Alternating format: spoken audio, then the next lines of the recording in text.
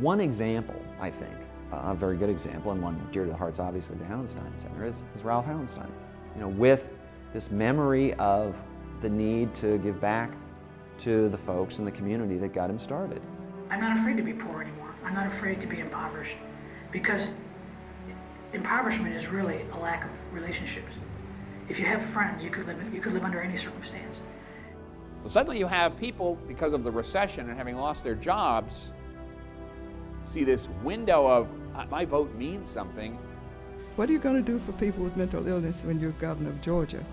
And he said, we're going to have the best system in the country, and I'm going to put you in charge of it. It's our responsibility to carry on Ralph Hauenstein's legacy. We are a part of what he wants to happen in this world. We are really a major solution in making that happen. Know that it's not going to be perfect. I've been writing books for 20 years, and I've published, 25 books or something like that. And I used to think, each time when I published a book, when we finally sent the galleys off and everything was done, okay, there aren't going to be any mistakes in this one.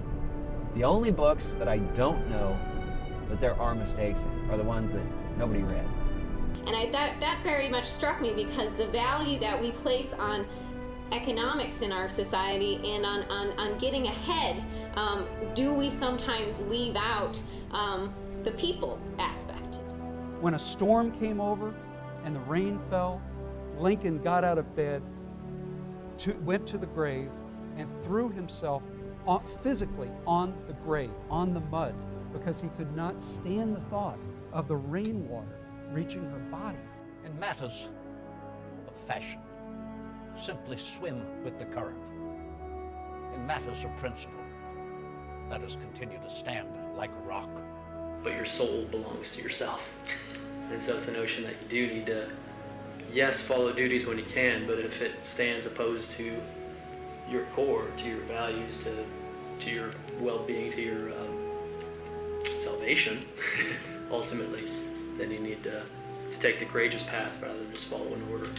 But also, I felt we'd be a better nation if we could say to ourselves, we saw an entire generation of people getting wiped out in the great United States of America. Our collective heart wanted to do something about it.